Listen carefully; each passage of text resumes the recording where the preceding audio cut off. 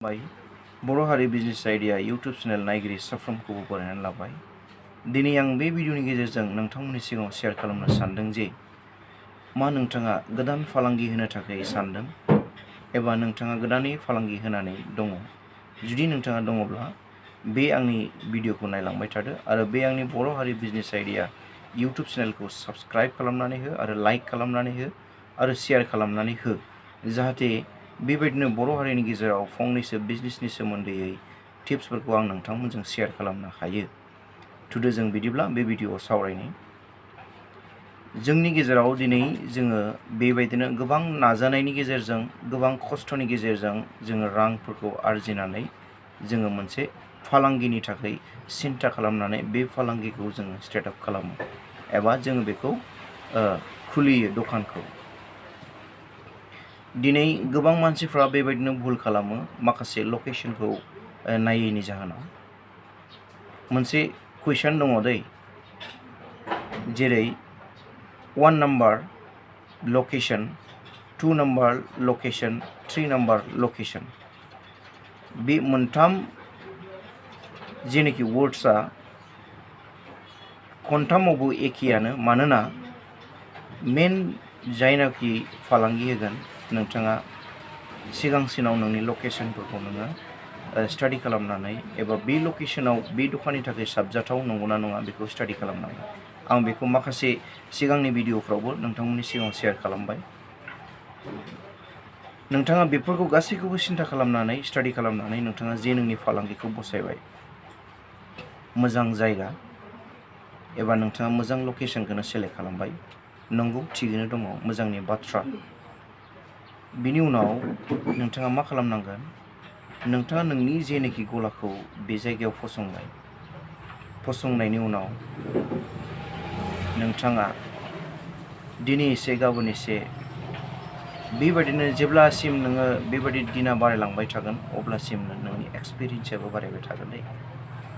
बेनिखायनो जायफ्रा गोदानै होनो सानदों एबा जायफ्रा गोदानै होनानै दं, जिखुनु फालांगियानो जाया मानो XYZ, जिनि फालांगियानो जाया मानो, कस्मेटिक एबा जिखुनु बेबायदिनो जेनेरेल स्ट'र, जिखुनु फालांगियानो नोंथाङा होआ मानो, बेवहाय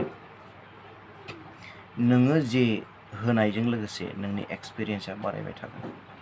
बेनिखायनो आं खावलायो, जायफ्रानाखि गोदानै फालांगि होनानै दङ, नोंथाङा कन्ट्रलाव था, धैर्यआव था, अब्लानो नोंथांनि फालांगिया निस्सय सोलिगोन। जेरै नोङो हमनानै ला, नोंथांनि बे एरिया जेनाखि मार्केट, बे मार्केटआव खोथाथे खोथा आं मोनसे एग्जाम्पल होनो सानदों, जि दखान। नोंथांनि जि दखानजों लोगोसे आरो गुबुन फुराना जेरै मोनथाम, मोनब्रै, मोनबा, 6था दङ, आरो नोंथाङा जुदि 7थायाव जुदि गोदानै खुलिदोंब्ला नोंथाङा सिगाङाव एसेब्लाबो खस्थ'खौ मोनगोन। बेनिखायनो बे खस्थ'खौ नोङो सौसिनांगोन। बे खस्थ'नि गेजेरजों नोङो गावखौ स्ट्रागोल खालामनानै बे लामानिफ्राय ओंखारनो नाजानांगोन। नोङो स्टाडि खालामनांगोन जे नोंनि एरियायाव जायफोर फुराना गलाफोर दङ एबा जायफोर गोबावनि एक्सपिरियेन्स जानाय जायफोर दखानदारिफोर, बिथांमोननि गलाखौ नोङो स्टाडि खालामनांगोन। मानोना नोंथांनाव गोदान हिसाबै एक्सपिरियेन्सआ गैया। नोङो बे एरियायाव माबे बुस्थुआ सोलिदों नोंथांनाव जानो हागौ बे एक्सपिरियेन्सआ गोदान हिसाबै थाया। बेनिखायनो जायफोर फुराना दखान दं बिसोरखौ अबजार्भ खालामनानै स्टाडि खालामनांगौ जे बिथांमोना मा रोखोमनि माल प्रडाक्टखौ लाबोनानै बे एरियायाव फानदों आरो माबायदि कास्टमारफ्रा बिसोरनि प्रडाक्टफोरखौ बायदों। बे सबसे 1 नाम्बार पइन्ट दै, नोंथांमोना बेखौ गोसोआव ला। बिनिफ्राय नोङो आस्थे जे बिसोरनिफ्राय जे प्रडाक्टफोरखौ कास्टमारा बायदों बेफोरखौ नोङो स्टाडि खालामनानै अबजार्भ खालामनानै नोङो नोंनि शपआव बेखौ एभेलेबेल एबा नोंनि शपआव नोङो बेखौ दोनफैनांगोन।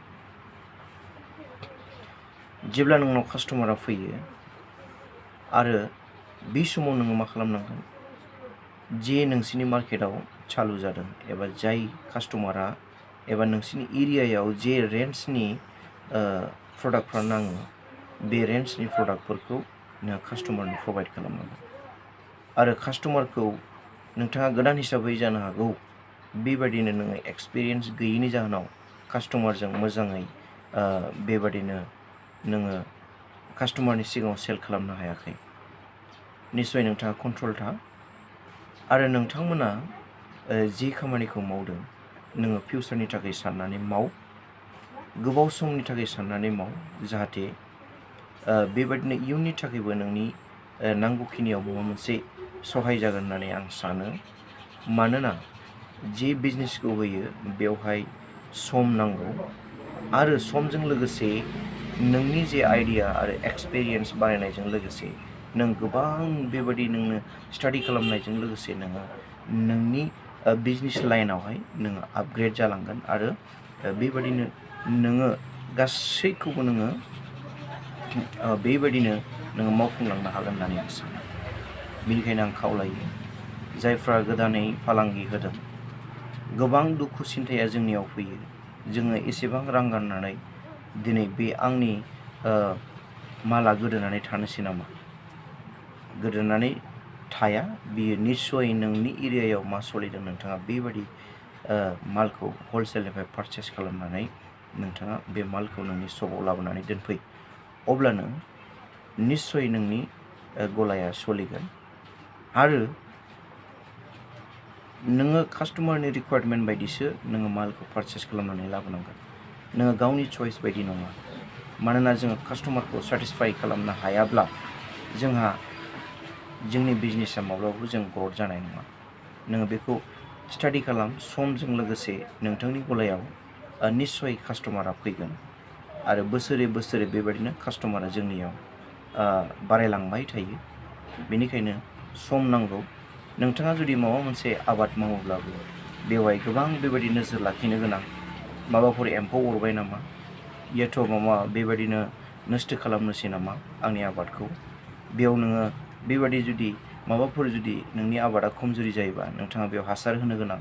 थिग बेबायदिनो जोङो गावनि बिजनेस एबा फालांगिनि गेजेरावबो बेबायदिनो गोबां जोङो नोजोर लाखिनो गोनां। जोङो गासैबो बिथिङाव जोङो नोजोर लाखिनानै जुदि नोंथाङा नोंनि रोंगौथिजों नोंनि गियानि मेलेमजों जुदि खामानिखौ जुदि नोङो गावनि इस्सा गोसोजों हास्थायनानै जुदि मावफुङोब्ला निस्सय बियो 100%, 100आव 101% जाफुंगोन होननानै आं सानो। स' बिदिब्ला आं नोंथांमोननो बे भिडिअनि गेजेरजों बे फंनैसो टिप्सखौ होबाय। आरोबाव बेबायदिनो नोंथांमोनजों आं शेयार खालामबावगोन। नोंथांमोना बेबायदिनो आंखौ कमेन्टआव सोंहरनो हागोन। नोंथांमोननि जे समस्या जादों आं हानायखिनिखौ नाजागोन नोंथांमोनजों बेबायदिनो डिसकास खालामनानै सल्भ खालामनो थाखाय। गोजोन्थों।